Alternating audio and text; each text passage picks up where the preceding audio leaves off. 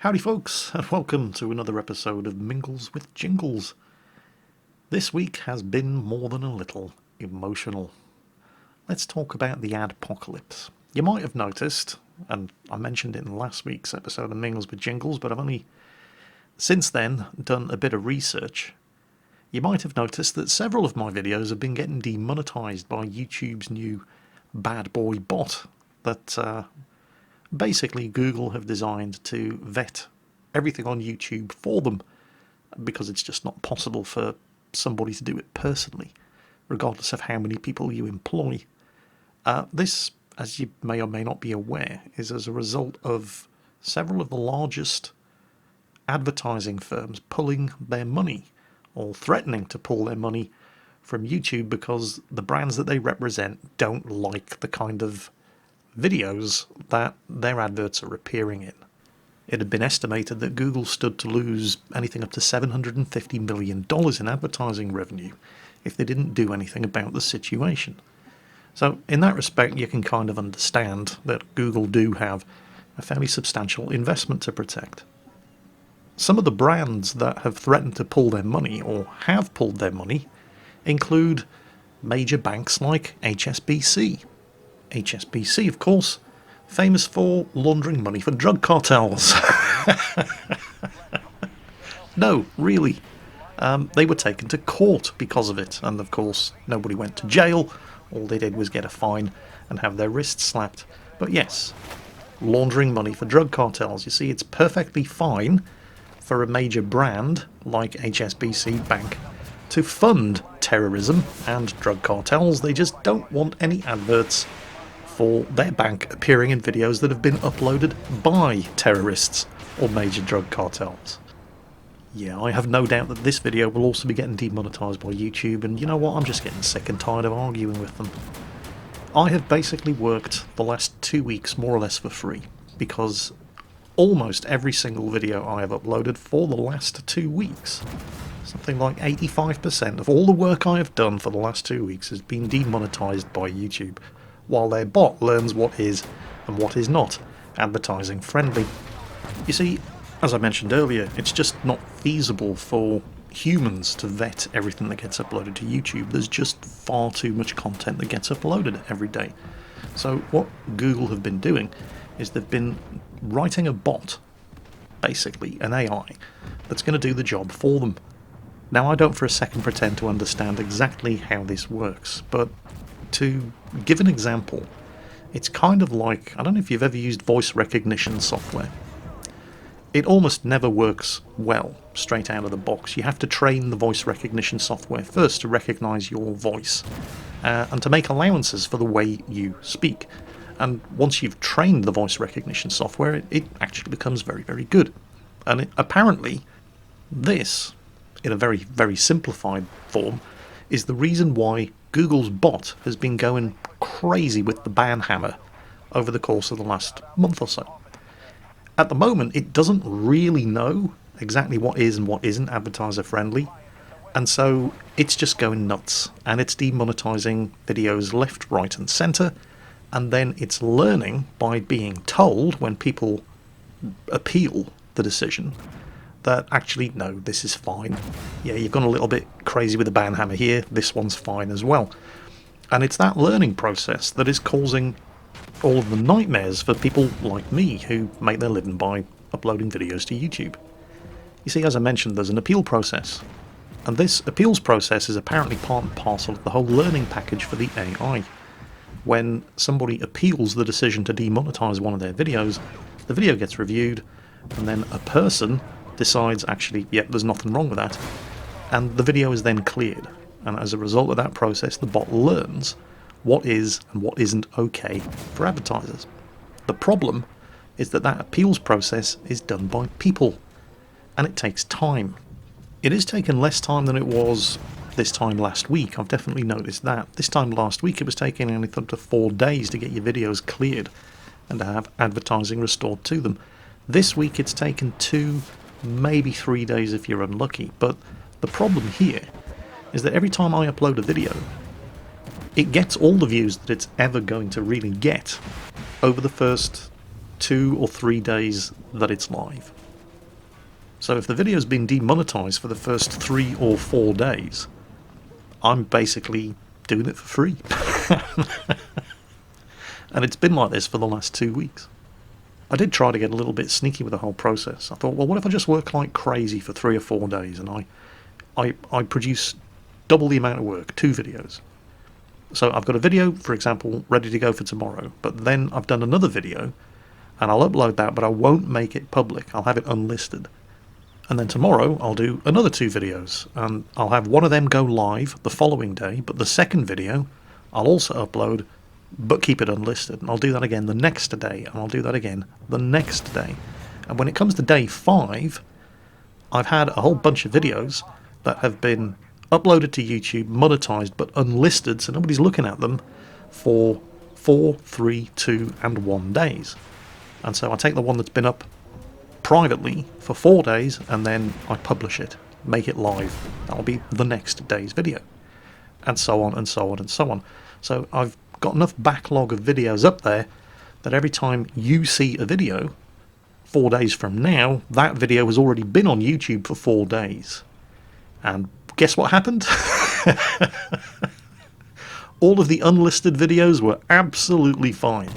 Nobody was watching them because they were unlisted, but the day I made them public, they got demonetized. So it was just a massive waste of time. So I've just had to grin and bear it, unfortunately. I've pretty much just had to work for nothing while YouTube's advertising bot learns how to do its bloody job. YouTube is not what it used to be. I know a lot of people, when teachers ask kids in school, what do you want to be when you grow up? Apparently the number one choice for the last couple of years has been a YouTuber. Guys, it's really not what it used to be. Even before this whole adpocalypse thing started, the practicality of earning a living from putting videos up on YouTube has been undergoing a definite downward trend for the last few years. I was reading an article last week, and I can't remember where it was, and so I can't remember the exact dates and figures. But around about 7 or 8 years ago, right before I started putting videos up on YouTube in the first place, YouTube was paying out just under $10 for every 10,000 monetized views on your videos. Now, a monetized view means when somebody leaves an advert running for 30 seconds or more. That counts as a monetized view. 10,000 of those, and YouTube was paying out just under $10. Well, a couple of years later, that had gone down to just over $7 for every 10,000 monetized views. Do you know what it was in June this year? Just over $4. So it's less than half. Now, I wasn't aware of this until I started doing some research into the whole thing behind this adpocalypse, as they're calling it. But it doesn't entirely surprise me. I knew something had been going on because, and again, without going into specific financial details, at the moment I'm sitting on 575,000 subscribers, give or take a few thousand. And my videos are earning from YouTube half of what they were earning when I had half that number of subscribers. So, yeah. And, well, of course, they've been earning nothing for the last 2 weeks because of the whole adpocalypse. I'm, of course, not the only person being affected by this. It's hitting YouTubers hard, particularly YouTubers who focus on the kind of games that we all like to play. My Ghost Recon Wildlands videos in particular, regular as clockwork. Within an hour or 2 of uploading any of those videos, they'd all been demonetized because, remember, it's okay for huge multinational banks to fund drug cartels. They just don't want their adverts appearing in videos associated with drug cartels. I'm actually not in that bad a situation. I mean, my channel is pretty big, and yes, I have basically taken a 50% pay cut, and, well, this month I'm basically not earning a thing. But I do have a big enough channel that I should be able to survive. Plus, I've also got the Navy pension, and while that's not a huge pension, I'm not going to starve anytime soon. Smaller YouTube channels are in serious trouble. Now, while I am okay for the moment, I mean, the situation isn't great, but I'll live. There's no guarantee it's going to get better quickly, and it could get a heck of a lot worse. So I was looking up some options, ways that you can basically insure yourself against YouTube going 100% completely tits up. as a viable way of earning a living, regardless of how big your channel is. There are basically 4 options. Number 1, work with companies and brands to create sponsored videos. As far as I'm concerned, there's never really been any shortage of people lining up to say, please take our money to do a video about our game. As far as I can recall, I've only ever done it twice. And my big rule of thumb, of course, is that anytime I do a sponsored video, anytime I take money from a company to do a video about their game, you're always going to know about it. It's going to be the first thing that gets said right at the start of the video. And to date, I think I've only ever done it twice. Once with Valkyrie Warzone and once with Tiger Knight Empire War. I liked both of those games. I had absolutely no problems doing videos about them and saying, these are good games, you should go out and try them. And that's always been my rule of thumb when it comes to doing sponsored videos. If I don't like the game, if it's not something that I would go out and buy and play for myself, then I'm not going to do a sponsored video on it. I've certainly had no shortage of offers, but I'm very picky in the kind of deals that I accept. And, well, I've only ever accepted 2. In fact, just this week I was offered $7,000. Yeah, I know, that is a lot of money. No, I'm not regretting turning them down. $7,000 to cover a mobile game. I'm not going to mention the name of the game, it wouldn't be fair to them. There was nothing actually wrong with their game, but it was very, very definitely a mobile game. The gameplay was simplistic. We'll just say that and leave it there. I would have struggled to talk about that game for 2 minutes, let alone 15 minutes or more, which is the average length of most of my videos. There was just no way I could do the game justice, and I couldn't ever really see myself playing it. And so there was no way I was ever going to do a video on it. So I turned down $7,000 because I couldn't, in all honesty, put a video up of this game saying, yeah, it's great, you should go out and play it, because I didn't think it was great, and I didn't think you should go out and play it, so I'm not going to do a video or take your money. I think that's the fairest thing to do for everybody. I'm certainly not going to put a video up saying, this game is terrible, do not play it. There you go, $7,000 please. I suspect they might not be too happy with that, and also you lot wouldn't be too happy about that, because your reaction would more than likely be, why the hell are you even talking about this game in the first place? But what possible interest would it be to us? And you'd be exactly right, and so, no, ain't doing a video. It's not that I have anything against the whole idea of doing sponsored videos. I have done 2 in 7 years. That's pretty bad. I'm just very picky about the kind of games that I feature on my channel. They have to be the kind of games that I would like to buy and play for myself anyway, even if I wasn't being offered money to do it. So that's an option at least. Second option, Patreon. Patreon's nothing new, people have been using it for years, but I only started using it last week, and I have to say, wow. Just wow. Since last week, 500 of you have decided to support me on Patreon. I can't begin to tell you how much this means to me. Well, I can. It means I might actually get a paycheck at the end of this month, because I'm probably not going to get anything from YouTube. Another subject related to Patreon donations is YouTube gaming sponsorships. I mentioned this in last week's Mingles with Jingles, and a lot of you have been very, very generous in that you've also sponsored me on YouTube gaming. Now, what I would recommend, because here's the thing about the YouTube gaming sponsorship, it's a flat rate. You don't get to pick how much you want to give. It's $4.99, $5 a month, or nothing. And it's not even available to people in a huge number of countries. So here's what I would recommend. If, and thank you by the way, but if you have been generous enough to sponsor me on YouTube Gaming for $4.99 a month, cancel it. No, really, cancel it. Cancel it for a couple of reasons. First and foremost, Google can go and screw themselves. Google, of course, take a cut. I think it's as much as 30% of anything that you donate via a YouTube gaming sponsorship. And I've had quite enough of getting screwed by Google this month. So Google can go and take a flying fuck at a rolling donut as far as I'm concerned. I recommend you cancel your YouTube gaming sponsorship. Thank you, however brief it was, and instead switch to Patreon, because that's the beauty of Patreon. There's no flat rate associated with it. You can give as much or as little as you are happy with. And of course, it's also got the added benefit of ensuring that Google don't get their hands on any of it. So thank you to the 500 of you, exactly 500, I've just checked the stats, to the 500 of you who have already become supporters on Patreon, and to the several hundred of you who, since last week, have decided to sponsor me on YouTube Gaming. Again, thank you very much, but I definitely recommend you cancel that sponsorship and switch over to Patreon, or not. Of course, the choice is entirely yours. A third way that YouTubers can maximise the amount of revenue that they get out of the work that they do for YouTube is to partner up with a retailer. Now, I got kind of burned by this a little in the past. There's an online retailer, G2A.com. I think that's what they're called. I can't really remember.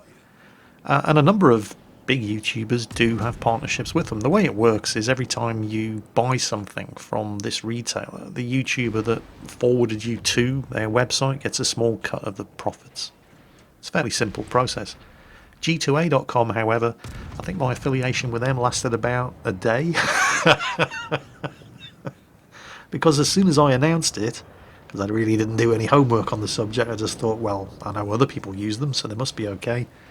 Well, it turned out, let's just say that some of their marketing strategies are a little bit less than ethical. So yeah, that one lasted about a day. The Super Geekbox videos are a similar thing, and I have no problem with the Super Geekbox videos. I mean, I realise very, very few people actually watch them, but I don't really care. I love opening the boxes. It's like having Christmas well, not every day, but it's like a Christmas present arriving once a month.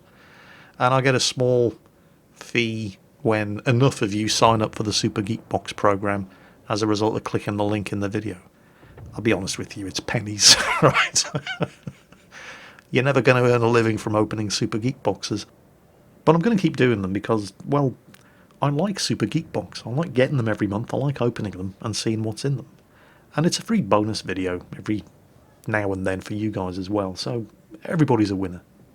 While we're on the subject of online retailers, however, and also coincidentally while we're on the subject of never going to make a living from this,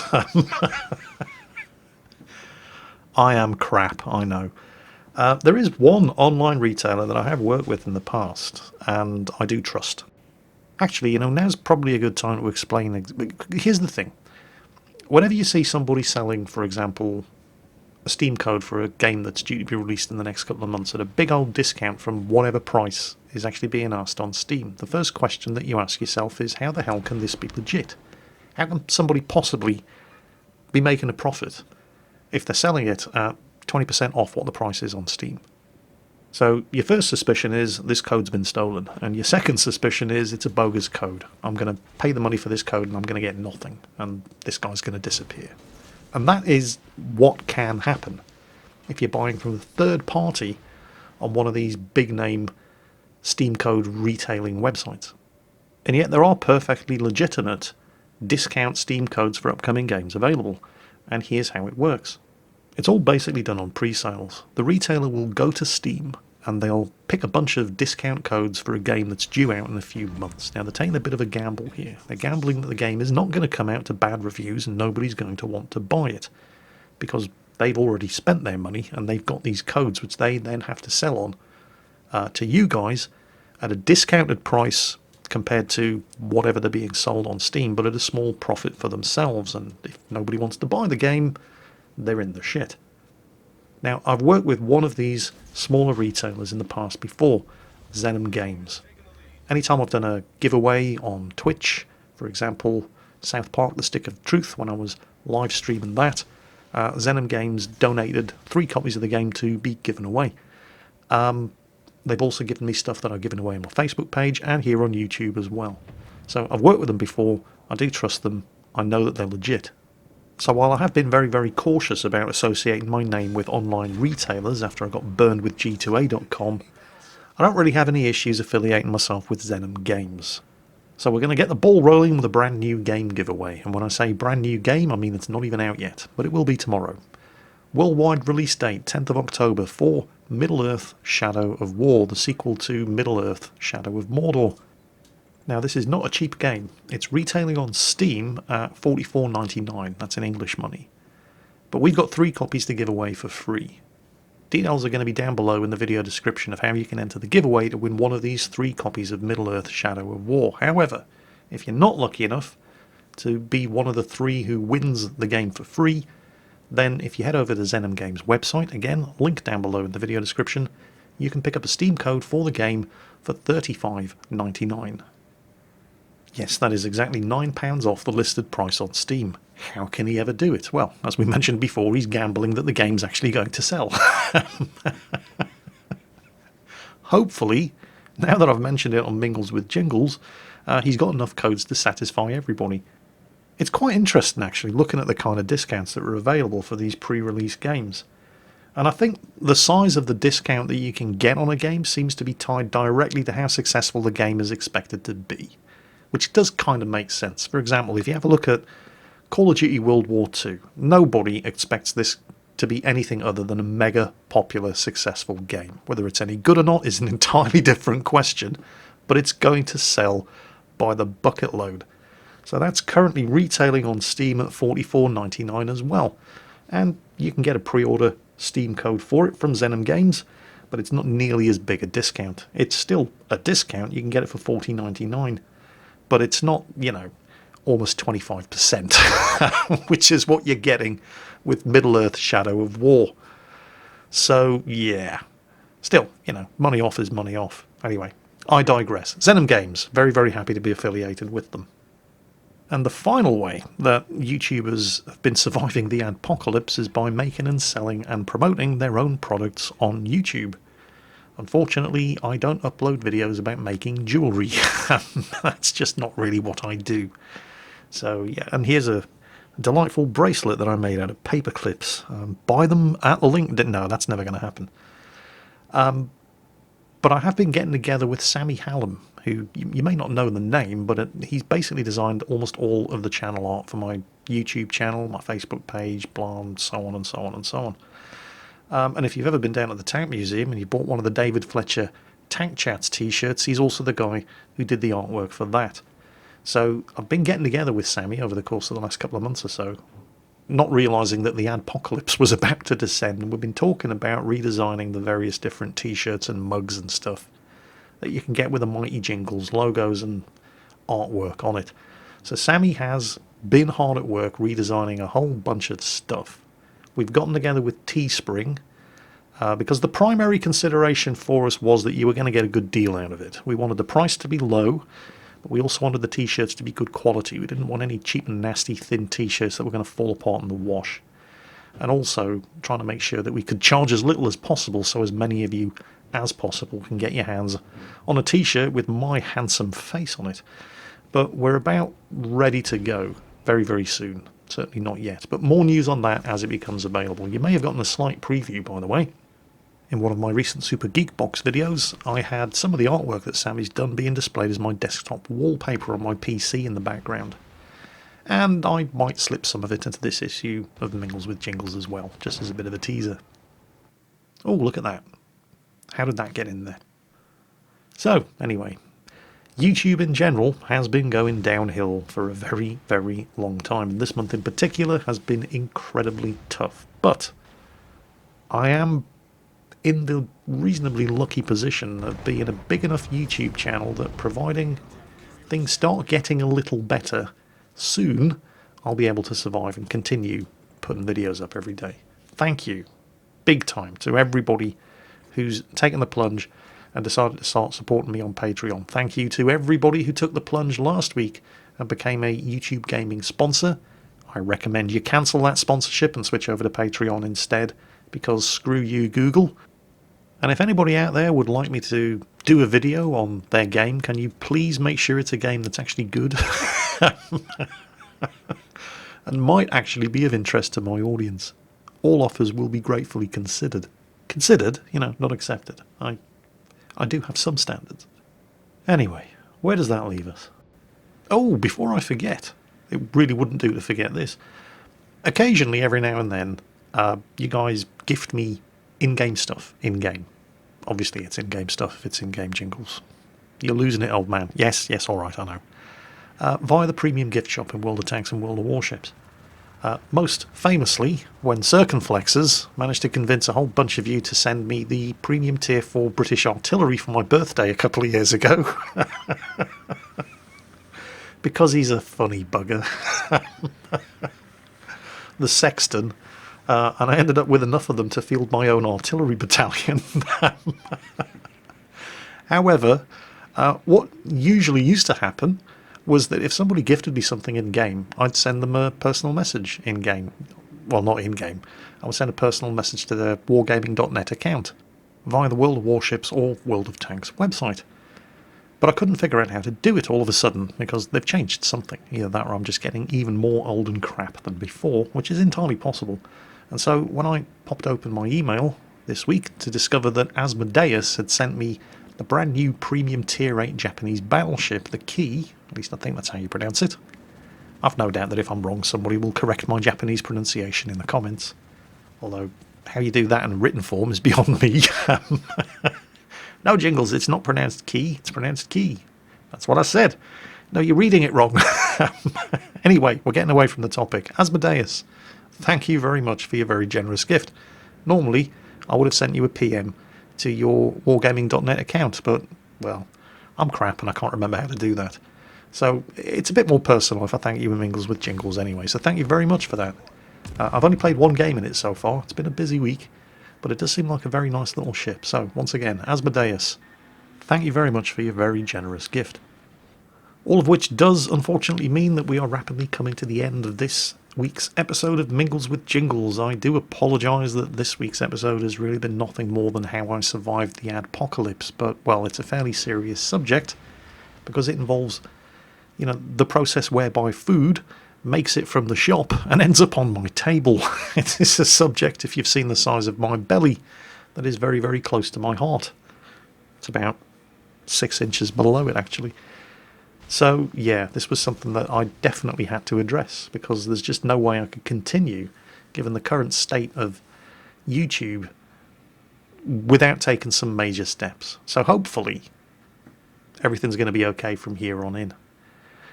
On a related subject, another opportunity that I was forced to decline this week. It's unbelievable, isn't it? First, people offer me $7,000 to look at one of their mobile phone games, which I have to turn down. And then World of Tanks Blitz. That's right.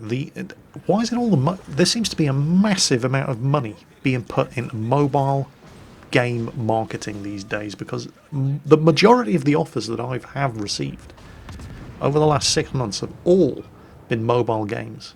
World of Tanks Blitz is another one. They're turning World of Tanks Blitz into an esport, believe it or not. Yeah, that I know. Seriously, they are. Wargaming are deadly serious about it. They have this thing that's going on in Las Vegas on the 14th of October. It's the World of Tanks Blitz Twister Cup. $30,000 in prize money. I believe that's triple what they were offering for the prize last year. Wargaming are deadly serious about this. And I'd been asked to go along to Las Vegas on the 14th of October to cover the event and to produce videos about it. Vegas, baby! But it's just too short notice. So I had to turn it down. Yes, I am kicking myself. Also, and possibly more importantly, what do I know about World of Tanks Blitz? I mean, I've got it, but I play it on PC, not on a mobile device. I've got a Chinese phone, and I haven't updated the firmware since I bought it, because I don't know how to.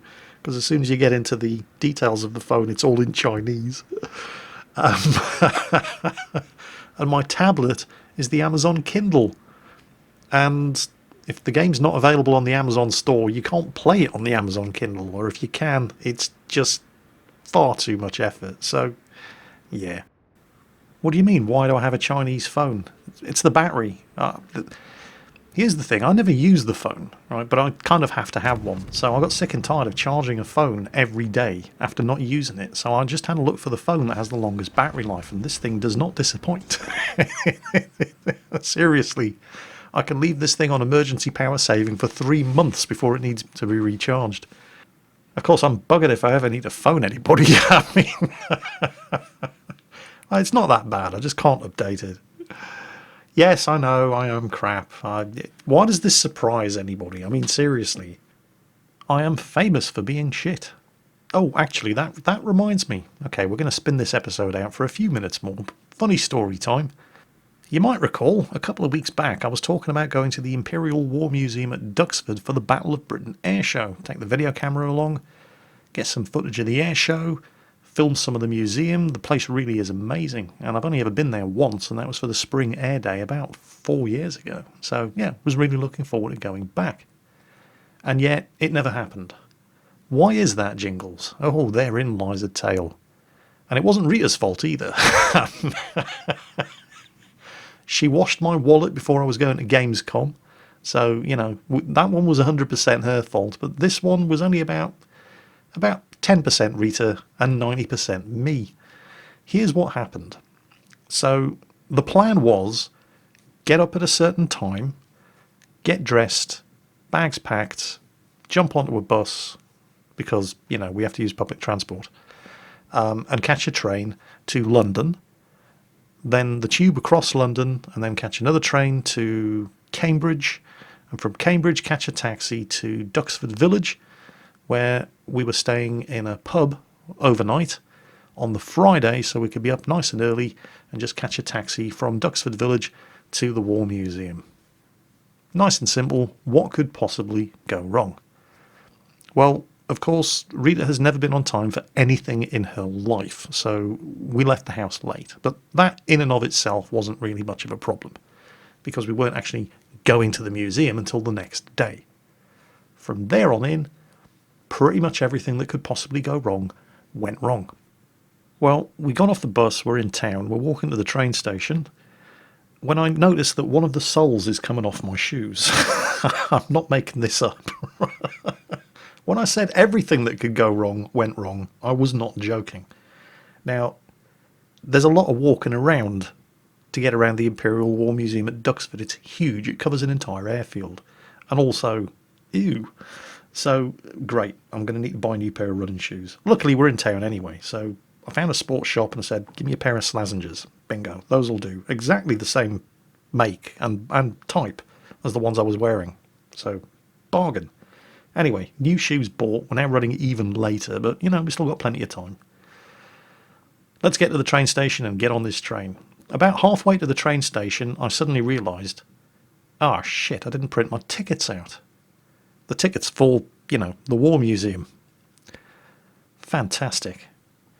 At this point, if we were to jump onto another bus and head back home to print the tickets out, to jump back onto another bus to get back into town, we were running dangerously close to missing our check-in at the hotel.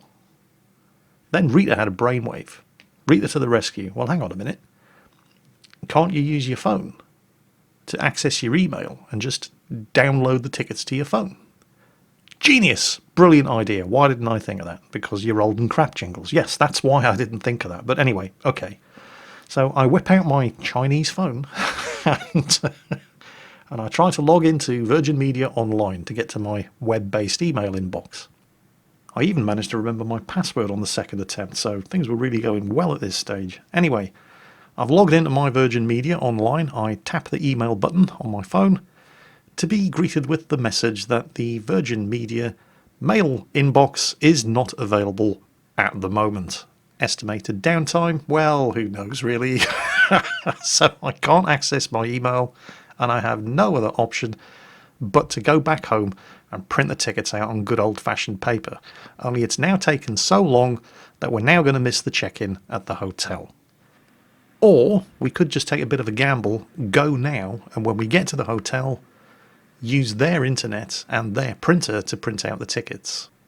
Except there are a couple of potential problems associated with this course of action as well, because there's no guarantee that I'd be able to access my Virgin Media inbox 6 hours from then when we eventually arrived at the hotel. Also, I may have mentioned it's not actually a hotel, it's a 16th century village pub. So the chances of them having a printer or even having internet were not guaranteed. So we had a pretty tough choice to make. Do we take the risk? Or do we just say, nah, screw it, quit while we're ahead? And so we just jumped into the nearest pub, had a meal, went home and watched a movie. But the story does not end there. You see, up until now, I have only been moderately crap.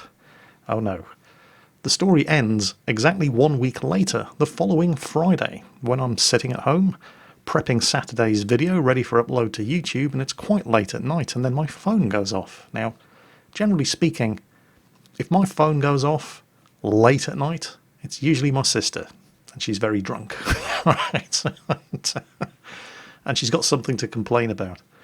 So I wasn't anticipating enjoying the phone call that I was about to have, but I was very, very surprised when I answered the phone to find out that it was actually the 16th century village pub in Duxford Village, wanting to know if I was going to make my check-in. You what? That was a week ago. Oh no, Jingles. That was not... I know you thought it was a week ago, but yes, I had actually managed to screw up the booking at the pub by a week. So even if everything else had gone according to plan and we'd made it to Duxford on time, we would still have been sleeping in a field because I'd screwed up the reservation at the pub. Oh, Jingles, you are so incredibly crap. Yes, yes I am. But admit it, you wouldn't have me any other way. And on that bombshell, that's it for this week's episode of Mingles with Jingles. I hope you've had a fantastic weekend. And as always, take care, and I'll catch you next time.